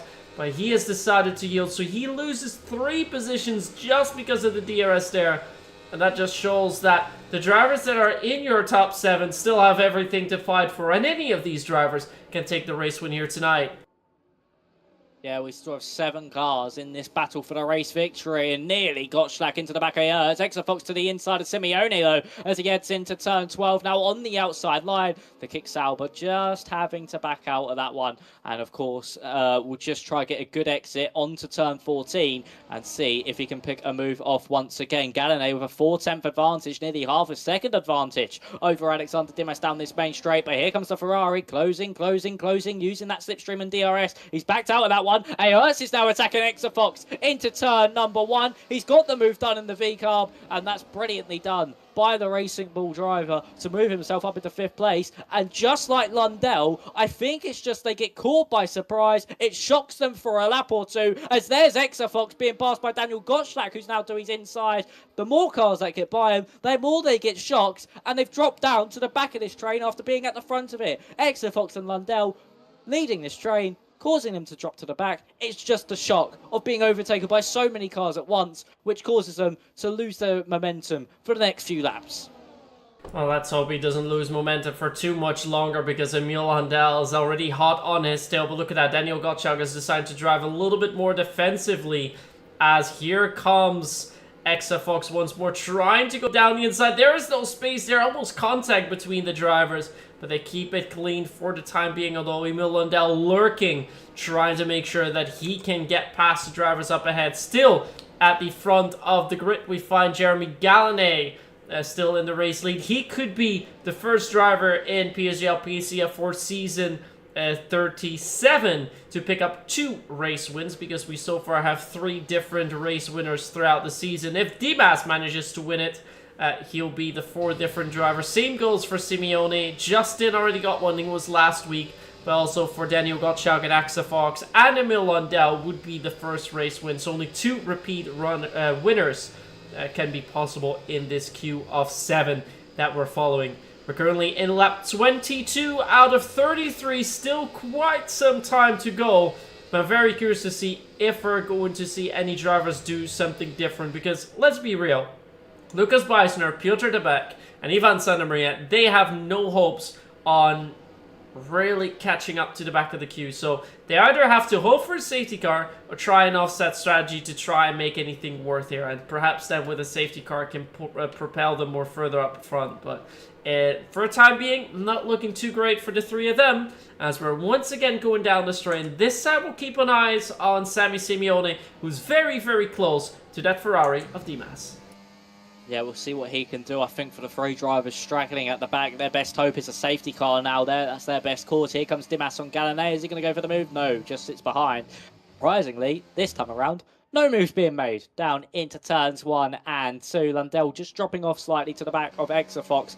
Look at the line. Exafox takes it so aggressive to that inside line, and he can gain so much speed from it with the slipstream as well. But he's still just sitting behind Gottschalk. Gets really close to the diffuser, heading through turn 4 and now in to turn 5. Once again, just pushing that Williams car through and still having to sit behind. But he's going for the attack now into turn 7. That would have been risky from the Sauber driver. Very gutsy if he pulled that one off. But no, Elect decided better. Knew he didn't have the full racing room that he would have wanted on corner exit and would have cost them too much time. Very smart there from the man second place in the championship and looking to try and take the championship lead away from JST, who unfortunately has retired from this Grand Prix. So he's in the best position. He is match point on the championship at the moment. So we'll see if he can get the upper hand in this Grand Prix. Needs to keep it clean though so far. So we're now heading through turn 14 for the 23rd time this evening. 10 laps to go now as we cross the line, and it's Alexander Dimas once again backing out of the move on Jeremy Gallinet, but it's going to invite Sammy Simeone to go for it. No, he backs out of it as well. We're just going to see this DRS train start to form until the start of lap 33, because no one wants to be leading this race as we head on to the final lap. A thing that I'm currently wondering about, though, is if Emil Lundell is trying to plan a masterclass here, because we know in this iteration of the game in F1 24 that preserving of tires is more and more important than it was in previous games. So what if he's decided to stay to the back of the queue for the time being, save up his tires a little bit more so he has the better tires towards the end of the race, going to use those tires more in the final few laps of the race and try and make his way up front? Could this be a potential master strategy in the making for Emil Lundell, or does he simply not have the pace to keep up with the drivers up ahead? Only time will tell for us how that is going to come down, as we're now heading towards the end of lap 25, meaning that there will be 8 laps to go before we see the checkered flag. And once again, Sammy Simeone gets so close up to turn 14, then loses about a tenth to Dimas, but Gottschalk now so close to Justin Ards. I think this could be an overtake, but it looks like Justin is using a little... Whoa. Ooh. That was dangerous. That was really, really close to absolute calamity there for not only Gottschalk and Hertz, but maybe even Simeone as well. Just everyone congesting up, everyone braking a little bit earlier than the other one. Caught Gottschalk by surprise. Really good avoidance, though, from the Williams man to keep his car out of the back of the V car. The driver, well, Hertz and Gottschalk really struggling on the battery game. Same with Exafox as well, compared to that top 3. Gallinet, Simeone and Dimas all in the 90% range. Hertz, Gottschalk and Exafox all in the 40s and 50%. They're really struggling on their battery, and Lundell as well on 100 in the 90%. So he's really focusing here on a good strategy. There's Daniel Gottschalk to the inside of Hertz. He tried defending there from Exafox, broke a bit too late, sent it to the inside of the V-carb. Now gets the switch back through turn 12. What a setup for a move that was there by Daniel Gottschalk. He's pulled that one off absolutely superbly. Set that up through turn 10. Through turn 11, he was like, I'll have the outside line, cut underneath you, get it done, thank you very much. 3 wide down the main straight now with Sammy Simeone getting a double move down that main straight, 2 for the price of 1 into turn 1, and he moves up into that race lead. Dimas in second, Gallinet drops to third. He's now fighting with Dimas into turn 4. I think Dimas will just come out on top for this one. Yes, he will. But Daniel Gottschalk take a bow with that switchback. Really, really excellently done there, and absolute pinpoint perfection from him. Yeah, it looks like Jeremy Gallinet is also trying to see if he can replicate a similar move as what Daniel was able to do earlier on, trying to have a look down the inside. And as you mentioned, the Exafox running more wings, so he has to try and make moves elsewhere on the track, because on the start-finish straight, he's not going to do it. So he's going for a strategy, okay, I want to be on front at the start of lap 33, and then I can just pull away just enough so I won't get overtaken until the start-finish line. That's the way that he has to attack it, but currently in P6, not looking the greatest for him. As we see that now, some more gaps are starting to emerge as Justin Arts has to cut back on that gap towards Daniel Gottschalk. Daniel's nicely been able to pull that down, but here comes Alexander Dimas. He's going to go for the overtake because he knows, well, he's actually not going for the overtake. He's going to make sure that Jeremy Gallinet can't overtake. So what we're seeing Dimas do here, he wants to stay second. He doesn't care who drives up ahead of him. He just wants to stay second because he knows that if he's second heading into that final lap, he can make that overtake done and he will be the first driver diving it into turn 1. So that's how he's going to keep doing it. He will either stay behind when he realizes the driver in third is going to potentially overtake him. He overtakes the man who's currently in first, so he'll still be in second. So that's the strategy that Dimas is going for. And with a healthy amount of ERS, 98% currently, It looks like Dimas is starting to line up for a race victory here tonight. Yeah, he certainly is. He's setting himself up nicely here as Alexander Dimas. Landell was able to get past the Exafox. Really nicely done from the Aston Martin as he's now looking to try attack Aerts. He's now thinking, I can go forwards here now. I have the battery game and I can start making my moves up to the front list field before the start of lap 33. So DRS now open for the top 7 as we head down that main straight once more. We'll see, is Dimas going to go for the move? He's got to really, as here comes Jeremy Gallinet. Dimas reacted late to that. Simeone now on the outside of the Ferrari. He's managed to hold on to second. There's contact made. Dimas sent it to a half slide, and that has caused the Ferrari driver to drop off the back of this train. He's 1.9 seconds behind. Hopefully with all the congestion that happens, he's able to catch up to the back of the field once again. But Dimas trying it round down the inside of Simeone, got caught by surprise from Gallinet, and Gallinet now into that race lead from Sammy Simeone. But a late reaction sparked that one from Dimas. He wasn't expecting the V-carb to go for it, tried it too late, and ran the outside of the Alpine, just broke well too late for the corner, and unfortunately into the side of him. But look at this, he's already back, just not back within DRS range just yet, but just give it maybe to the exit of the turn 12. He'll be back in that DRS range and ready to fight his way back through once again. But that did cause a massive rift between Sammy Simeone and Justin Aerts, so he could see the top 2 try and break away here. Yeah, top 2 hoping to break away. Jeremy Gallinet has almost 6/10 now, but we're still watching and see what Alexander Dimas can do. The gap towards the drivers up ahead, 1.2 seconds, but the drivers up ahead will have that DRS and slipstream advantage that he doesn't have, so he's going to lose about 4 or 5 tenths down the main straight. I'm not sure if he's going to be able to catch up as Lucas Beisner gets to move on to Piotr Dabek. So he finds himself in P8 for now. But yeah, for Dimas, very, very tough to get back. He's used most of his DRS to try and get back at the drivers up ahead, but I think he realizes that it is pretty much a lost cause for him now. And where it looks like he was primed to take that race win just moments ago, it's now starting to look like he will have to settle for 7th. As Exafox is starting to get really close to the back of Justin Aerts. Look at that. Oh, so close. Could even go for an overtake here into turn 10. But no, with a little bit of ERS usage, Justin manages to pull away just enough. Does go a little bit wide into turn 10. But there's no move for Exafox just to be made here. So he's just going to keep it close. Piotr Dabek now back in P8. And they're going to keep this train going towards the end of the race. But Jeremy Gallinet is starting to pull a little bit of a gap. So Sammy Simeone has to watch out he doesn't fall outside the DRS window. Gap now 7 tenths. Yeah, that's going to be ever closing as we head down this main straight. But he does just need to make sure that he's all over the back of Gallinet on that final lap. 3 laps to go here in Barcelona.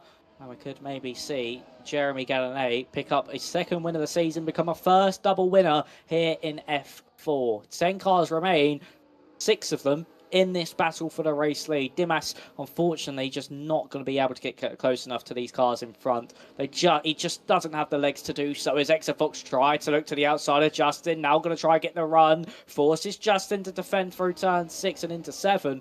But Jeremy Gallinet, really, really composed drive here up at the front. He's half a second clear. Now DRS will be enabled once again for Simeone. So head down this back straight. Exafox, is he going to look for a move? Emil Lundell behind Gottschalk, not going for it just yet. But Sammy Simeone, I think, really does have to use his battery here to stay with Jeremy Gallinet, because Gallinet is really starting to put his foot down and just stretch his legs up at the front. And Simeone, yes, he has that battery in hand for that final lap, but needs to make sure he's within that DRS range on that final lap. Heading down the main straight once again on lap 31 of 33. Simeone getting closer. Is he going to go for it? It doesn't seem so. Aerts, though, under pressure from Exafox, may be forced into a move. Unfortunately, not this time for Aerts. But really, here, Myth, Simeone just needs to use a bit of that battery and then charge it up over the next lap. We're going to see how this strategy is going to come into play, but look at that. Exafox still so close to Justin Aerts, and that means that behind Daniel Gottschalk and Emil Lundell start to slot in as well. But Exafox will need to try something as he bumps the back of the V-carb there, the racing bull, a little bit, but he's still unable to get by. And oh, it's a... No, wait. It's Gallinet! It is Gallané. I thought I saw Gallané go all the way off. I wasn't too sure because I didn't see anything change, but Jeremy Gallané, your race leader, has thrown it away in turn 7. He's now down to P7. Alexander Dimas, because of that, has managed to catch up and is now within the DRS window, so he's back within the fight. It's chaos on lap 31, and Jeremy's thrown it away. Sammy Simeone finds himself in the lead, and this opens up the door for Justin Arts and Exafox to try and get back at him. Oh my god.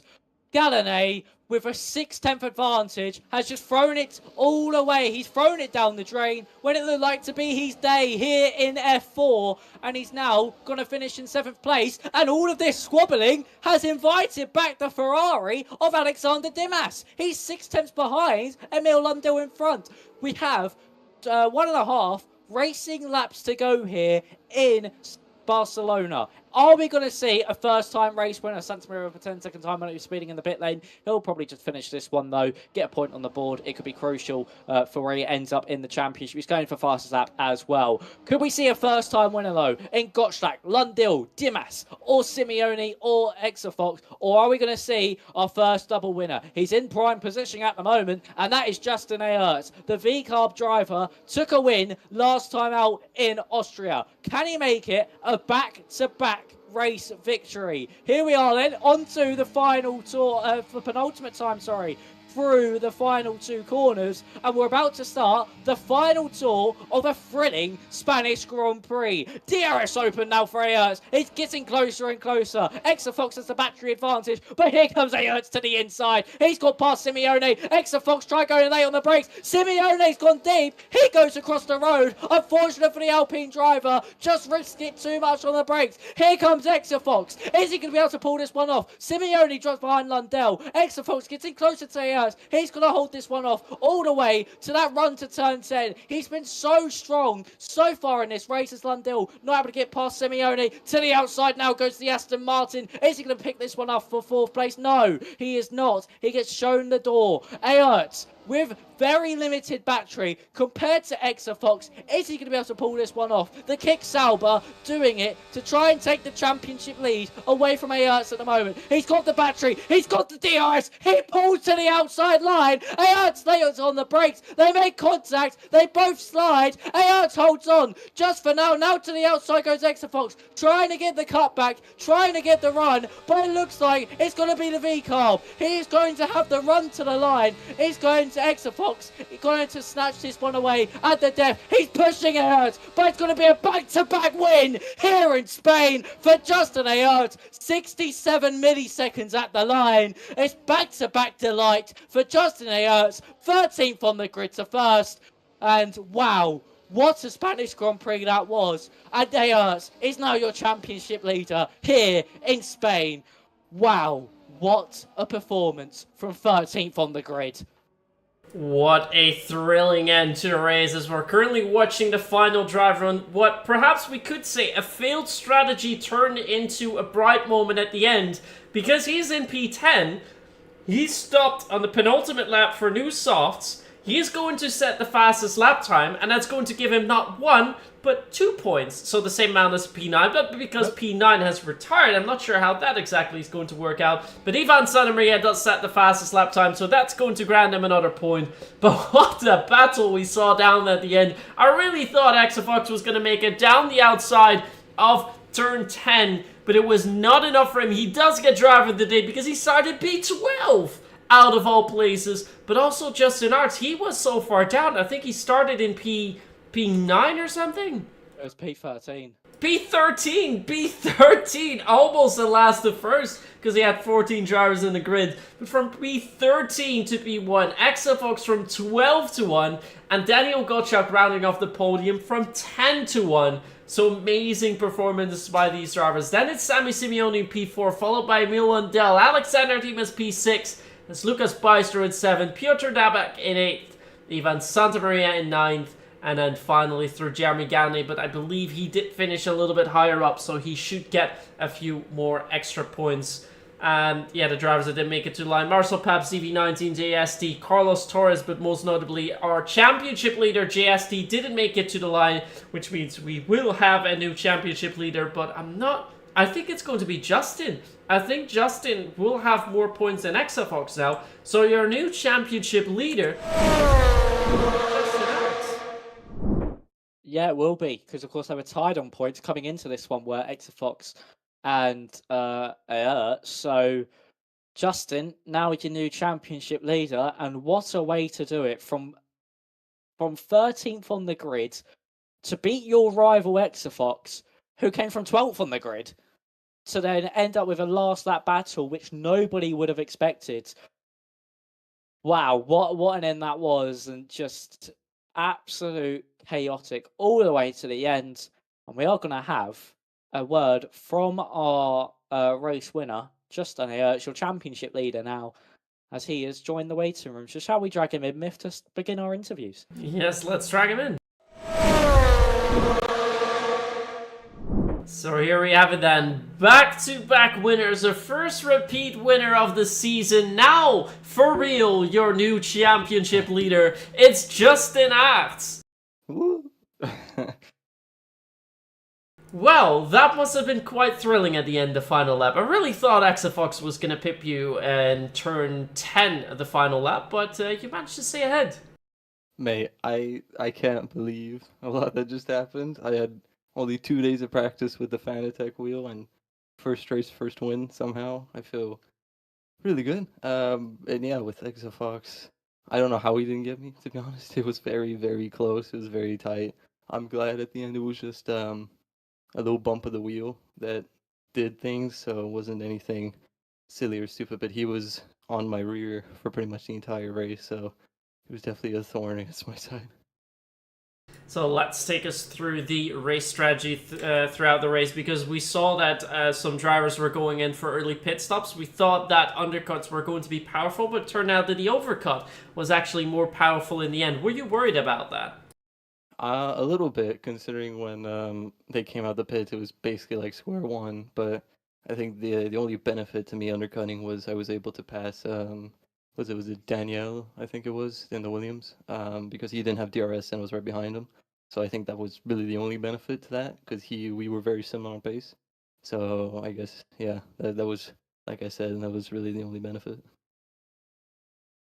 But yeah, coming from a very strong race performance, unfortunately qualifying didn't go so great. You started in P13, almost did a last to first, but how did qualifying go for yourself? I mean, I guess you guys can see a reoccurring trend of which I'm better at qualifying a race. You guys have a guess at that. I think Australia did a similar thing, went from like 13th to first or 11th to first, whatever it was. I need to fix qualifying. There's no surprise about that. But yeah, like I said, 2 days really to learn a new track with an entirely new wheel. Track I don't really like as well to begin with. So yeah, 2/10 off the PB, not ideal, but it makes the race more fun. That's all I could say. Well, that is definitely the case. And yeah, with a few laps to go, you were still down a couple of positions. Did you have any hope of getting that race win till a few laps to go, or what were you thinking about that? I think every single lap, my objective kind of went higher and higher. I think at the beginning, I kind of told myself if I can get a top 7, that'd be great. Then a few people spin, okay, if I get a top 5, that'd be great. And all of a sudden, I'm P4, so I'm like, podium could be great. All of a sudden, my teammate spins on the second final lap, and I'm like, okay, wait, I can actually win this.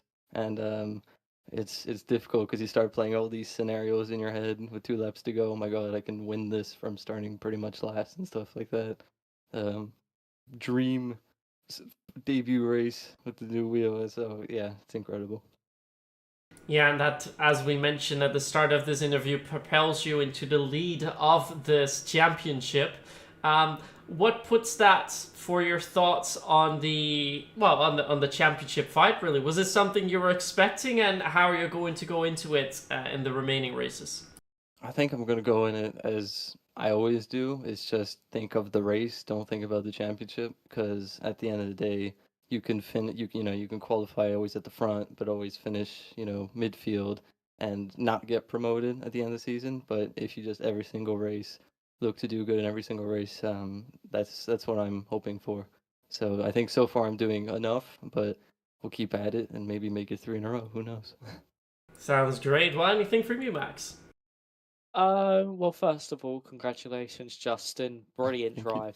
drive from the back of the grid from you there. Just overall about, I mean, mainly because you're new to your Fanatec.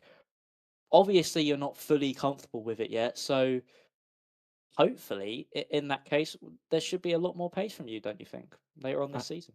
I hope so. I think today my main issue was the throttle input because the throttle is drastically different between the G29 and the Fanatec. I think I was getting pipped a lot into turn 4 was at the long right hander at the beginning of sector 1. Exofox was always on me at that one corner, so was Danielle because I just couldn't put the throttle down. So yeah, every lap I was kind of hoping to focus on my own race, and then from time to time I get dive bombs or things would happen ahead. I would have to change up how I drive really quickly, so they didn't make it easy for me. Yeah, they certainly didn't. So, I mean, you learnt the wheel pretty well and pretty quickly. But finally, of course, Hungary. We move to Hungary next week. You confident around there? And is it a track where you think, oh yeah, I can pick up a decent point haul? Hopefully, Hungary usually isn't a great track for me, so again, just trying to do the best I can, and if it's another win, then it's another win. Well, yeah, congratulations and well done, taking the championship lead in the process as well. Thank you very much, guys. Well, thank you very much for tuning in. That was your race winner and now championship leader, Justin Arts. And indeed, as you mentioned, Max, next week we will have a race on the Hungaroring in Hungary, of course. Now, I have a few questions in the chat as well. One of them being about PCF1. PCF1 is going to start this upcoming Wednesday, August 7th at 7 p.m. British Standard Time. That's 8 p.m. for the rest of Europe, and they are going to kick off the season in Bahrain. 12 races in total as well, just as us, but a slightly different calendar than to what we have up ahead. So just to let you know how that is going to be going. But yeah, for us, Max, I think that was pretty much it. A very eventful race. No safety cars. Quite a few offset strategies, but heartbreak for quite a few drivers as well. Yeah, especially for Dimas and Galladay, they are the real ones. Huge heartbreak in that race, especially Galladay leading out front, making a undid mistake. The exit of turn 8 just clipped the sausage curb on the outside, and it just unfortunately ricocheted him across the track. So yeah, an unwanted mistake, an unwarranted one, and he's going to be looking back at that saying, I should have at least got a podium in that one, if not the race win. So very, very disheartening for him there. But he'll come back next week, of course. He got those 3 poles, only was able to convert one of them into a race win. So he knows he has the pace in him. He just needs to tweak a few of these errors out. And once he does that, he can certainly become so much quicker and win so many more races. It's just really unfortunate at the minute for Galladay. And for Dimas as well, just unfortunate contact. I looked in the chat and apparently it was from Exafox behind who just tagged his rear wheel, which caused him to get into that half spin. So yeah, a heartbreak for some of these drivers, but for Justin Ertz, absolute sheer delight on a new wheel, on a track you don't really like, and still learning the throttle inputs that you need to put in, and to win the race in front of all of that under immense pressure from Exafox, your championship rival. I say things couldn't have gone better for him. Yeah, it's a very, very impressive day by Justin Arts. And also Exafox had, once again, a really good race all the way around. Sammy Simeone also showing that in the 2 races they did compete, he is one of the drivers to watch out for. And now new contender Emil Lundell. We'll have to see how he's going to drive in the races to come, or whether the gap towards the leaders of the championship is going to be too big to mantle. For Jeremy Galladay and Alexander Dimas, it will be a race to forget, hopefully to step up from that and try and mix themselves up in the championship fight a little bit more. Same goes for JST, who unfortunately went scoreless tonight and is going to lose a little bit. But Exafox and Justin Arts are going to pull away a little bit, and they are going to make it tight when we head into the race next week in Hungary, when we're going to have our next outing. So round 5 at the Hungaroring. Fortunately, no further interviews for tonight. So that is going to be it for now. Thank you so much for tuning in. I will see you next week, same time, same channel, at the Young Gallery. See you then.